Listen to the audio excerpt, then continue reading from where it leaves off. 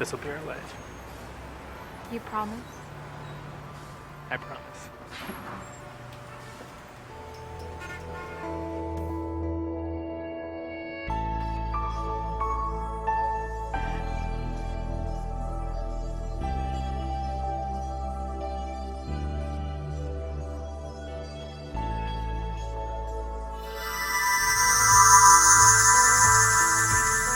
What is it?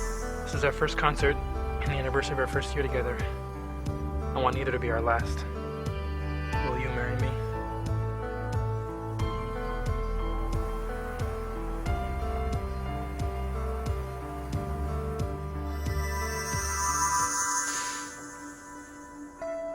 Do you remember the night you asked me to marry you?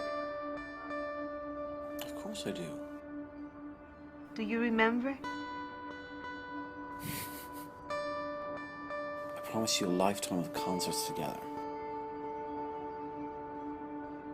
If my memory serves me correctly, the same artist is performing tonight.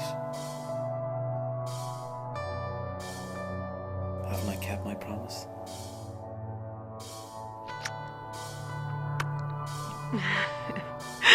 Everyone. Every last one of them. Hand me the ticket, darling.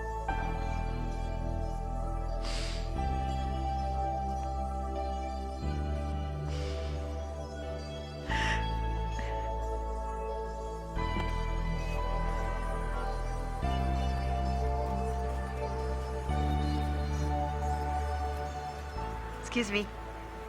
Do you like concerts? Well, we like to listen from outside, but we've never actually been to one before. My husband and I can attend tonight's show. We thought you might use our tickets instead. That's really kind of you, but we can't possibly accept. They're your ticket. Please, don't let them go to waste. Lon, it's our pleasure, really. Thank you. Hurry, it's about to start.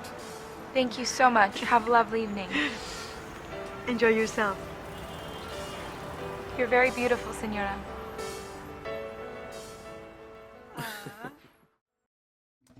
Hello, welcome to the Red Booth. Today we have Sandra Santiago on the show. Would you like to say hello?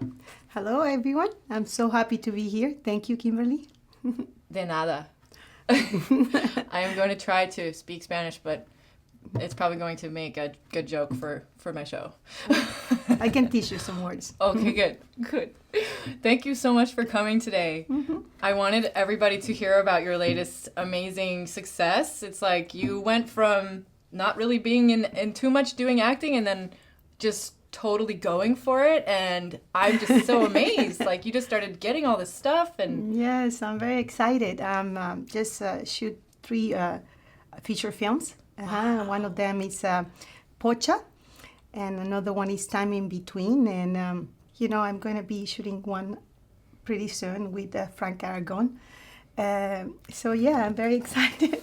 Yeah. Tell me about who's Frank Aragon? Frank Aragon is a filmmaker. Uh-huh. He's a Latino filmmaker. He's a director too, and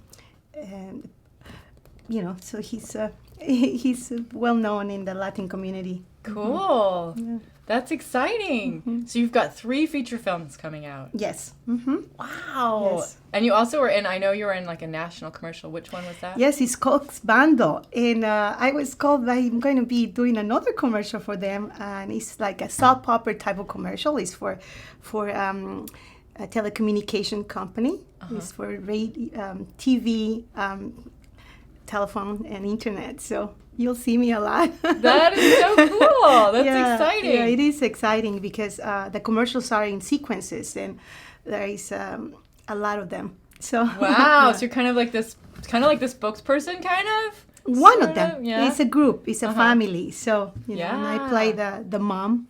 So it's fun. Nice. Yeah, I like it. That's so cool. And it's a comedy, so it's the things that I do in the commercial is funny. So I love it. I love comedy. Yes. Yeah. That's so cool. That's right, because your first show, or your first short film that you did was Chihuahua Day. It was Chihuahua Day. That's right. Chihuahua Yes, Day. And that was yes. all comedy. Yes, all comedy. But I did Pocha is a drama. I played the mom of a teenager who chose the grown path in life, and sending her, or the government sent her to Mexico, and it's like that the separation of a mom and a daughter, and I played that role, and it's a drama, and you had to see me in that role. Wow. I did pretty good. That's amazing. Yes, and in Time in Between, the director is David Palomares, and in that one also I play a mom, and in this case also, my son ends up in the grown path.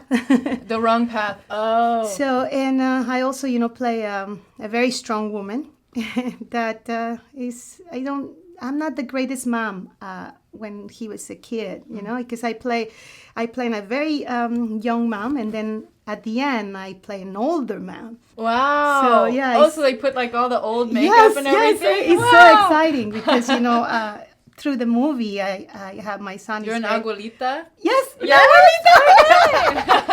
Yes, I played the role of abuelita in that one. So what was the other movie that you were in? The Other Side, and this is directed by Tenkin Gargin. That's, Okay, cool. And, yeah. When are the movies coming out then? 2014. Okay, yes, cool. next year. So And where will we be able to see them? I don't have that information yet, but I will let you know. Okay, great. Yeah, let us know. We'll put Yeah. up some links and stuff like that.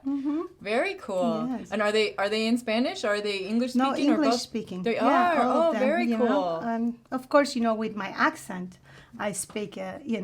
English with an accent, and also in some of them I put some Spanish too. Awesome. Cool. What do you think I should say in Spanish? You said. So depends. What do you want to talk to a guy that you like? What? Because How I do don't I see a say? ring here. How? How, do you like Latin How- guys? I think I you do. don't know. I don't know. You can tell him, estás muy guapo. Oh, guapo. That's Guapo. handsome, right? Yes. Okay, estás muy guapo. Estás muy guapo. And how do I say you are a movie star? Eres una estrella de cine. Eres una estrella de cine? Una estrella Una estrella de cine. de cine. Sí. Okay. All right. There you go. There's my Spanish lesson for the day. Okay.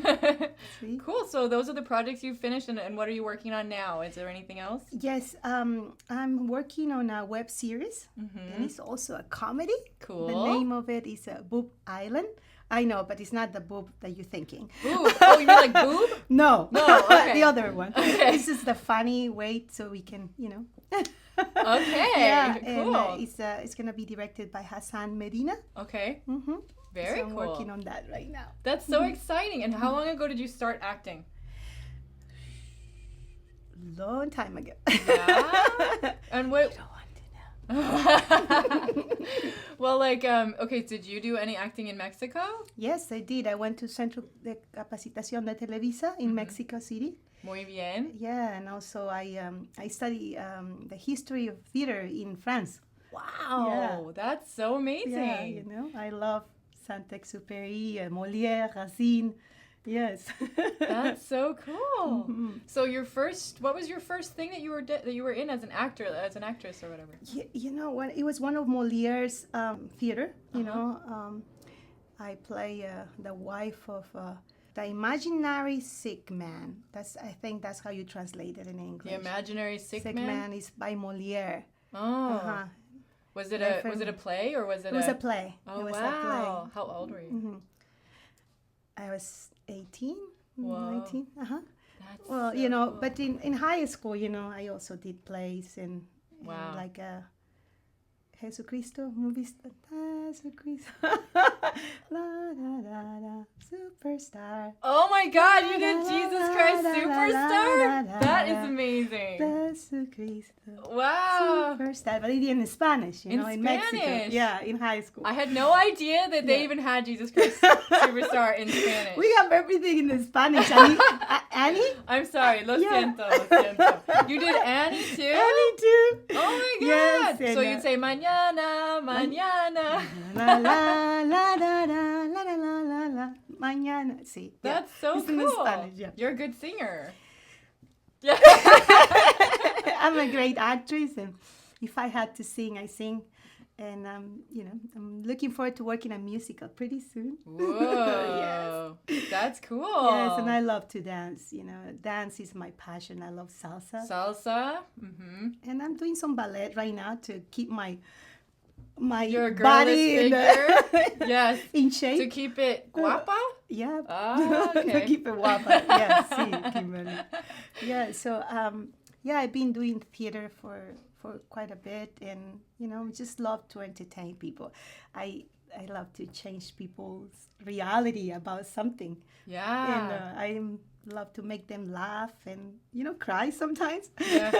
That's so cool. You're yeah. doing such an amazing job, and I'm so happy that you came on the show and we get to tell everybody about your projects, and we'll keep watching for your career as you get even more and more movies. Thank you so much. I love your show. I want to see you in that outfit. I don't know. So. That's a little bit. That outfit is quite slinky, but it seems. What does this slinky mean? Slinky is like really sexy. But you are a sexy woman. What are you thinking? I mean, it's like a lingerie, right? It's like a lingerie. It's summer. I don't know. So. Well, I don't. She has good company, so I wouldn't mind that. Oh, we had to get you company. Do you want some Latinos in it? We'll talk after the show. Okay, good. Okay. All right. I like blondes, so you don't have to worry for me. Okay. Thank you so much for watching the show with Sandra Santiago on The Red Booth.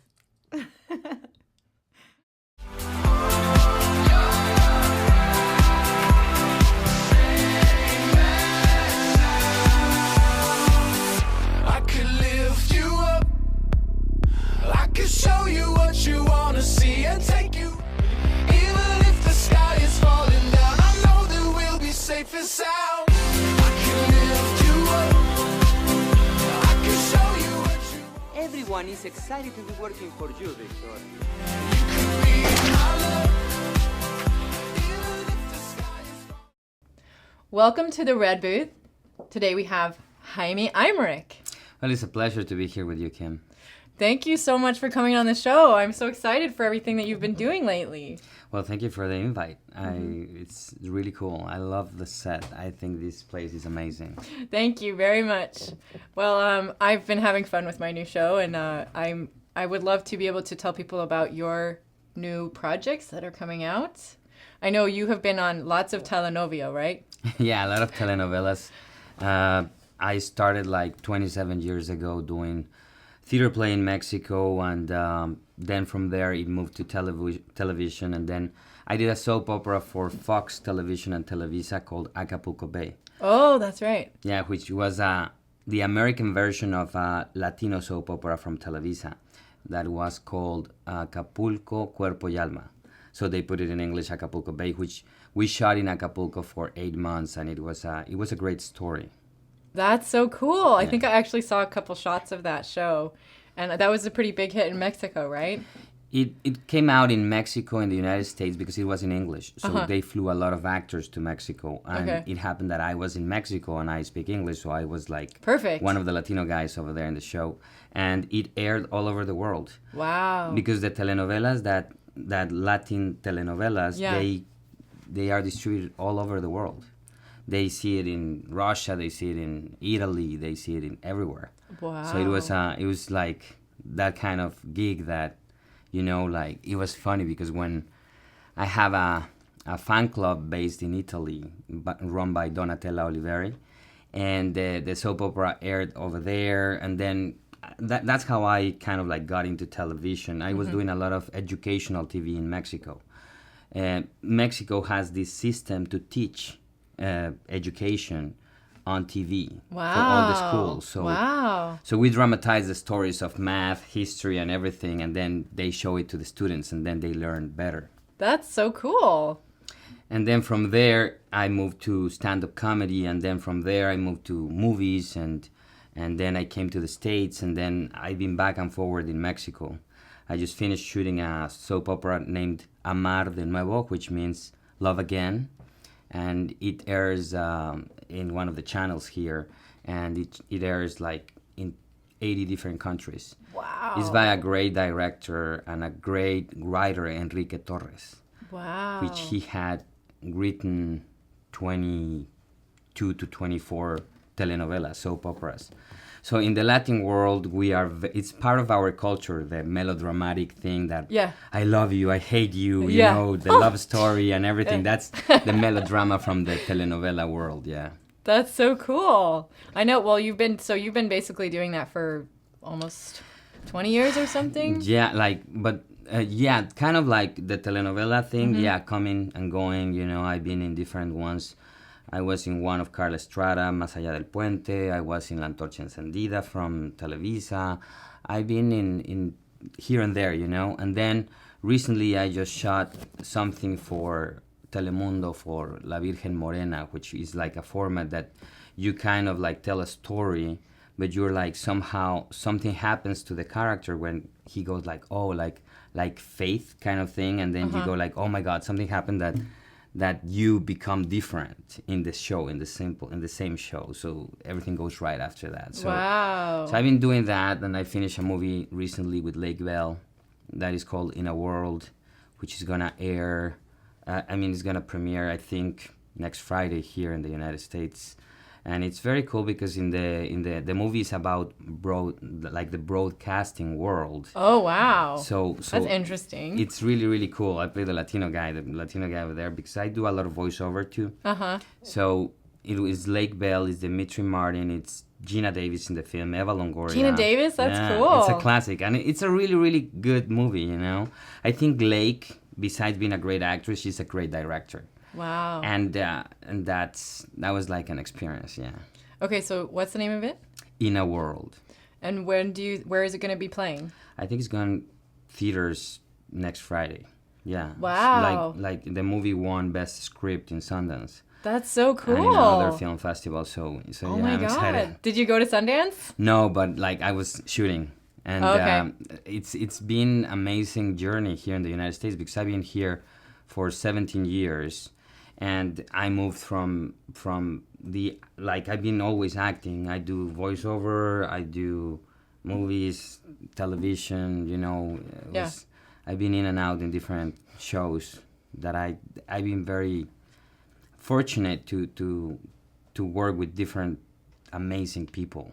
That's right. You were in that amazing movie. You want to talk about that? The name of that movie? A Beautiful Secret. Yeah. A Beautiful Secret was definitely an amazing story because it's the story about this old woman with this young. It's a friendship story. It's this kid he founds in an old house. This amazing character that was played by Katy Jurado, which was an icon in Mexico because she did movies with Pedro Infante, with most of the celebrities back in the day when black and white. But also, Katy was doing movies in Hollywood at the same time. I'm talking about the 50s, around the 50s. She performed with Elvis Presley. She performed with Gary Cooper in High Noon. She was the Mexican actress in the film. Wow! And it's amazing because she didn't speak any English. Yeah. So she learned the lines. She just learned how to say that one line? Yeah, and then... That's so funny. And then the movie High Noon is amazing. I mean, you have an amazing Hollywood, and Katy Jurado was the first actress to be nominated for a golden, actually she won a Golden Boot. And she was the first actress, Latina, Mexican, nominated for an Oscar. The second one is Salma Hayek, but... Oh my gosh! But it was an honor to share the screen with her. That's cool. Yeah. So what is it like being in Hollywood because you're kind of like a crossover actor, like you've been pretty well known in Mexico and then you come over here and now you're like, you know, the crossover actor, and you were on The Fat Actress. Yeah, Fat Actress was a very, very cool show. Working with Kirstie Alley, it's amazing. You know, like it was just fun. Yeah. You know, in the Fat Actress, when I was performing Little Jorge, it was an amazing scene because this valet parking guy, he comes to her and he tells her like, oh, when is the baby due? But she's not pregnant. She's not pregnant. Yeah. So, and it was a pleasure to work with her, with Kid Rock. You know, I've seen that the American productions are really, really amazing. You know, I mean Mexican productions as well, but the way the dynamic is a little different. You know, like when I was shooting Wits, it was like Weeds? Yeah. You were in Weeds? Yeah. Wow, that's so cool. I didn't know. Yeah, it was a great show, but it was amazing working with this director and the whole production team. It was a whole night, and it was very interesting to see how they shoot the show. Because we were shooting, like for instance, we were shooting this scene, and there was a guy jumping from a house to a pool, and we were supposed to be drunk by the pool, and then they discovered this corpse that comes in the pool. Oh my God. And they had to use the stunt. They had to shoot the scene in every different aspect. You know, it was a really, really cool experience. Wow. That's so cool. Yeah, so crossing over is different. Like the markets, you know, the general market moves completely different than the Spanish market, and that's where my manager decided. George Salinas, my manager, he was my agent back there. Yeah. And then he moved to be my manager, and then from there we created this company together, and we put it Crossover Entertainment. That's the name of the. Oh, how funny! That's cool. That's the name of the company, and we've been very busy doing different things. We're involved in production with different entertainment projects, with animation companies in Mexico, with amazing producers from Mexico, with amazing writers from in the Spanish world. We're crossing them over to the United States. So we are involved in making shows for different networks and channels with great stories that have been told in the Latino world. So we're doing kind of like the same thing that Salma Hayek did with Ugly Betty. Because Ugly Betty was born as Betty La Fea, which was a soap opera. Oh my gosh. And Betty La Fea was famous in Colombia, in Argentina, in China, in Mexico. So we have access to many of those shows. So we are like looking at formats that can translate to the American market. So for the general market to be appealing.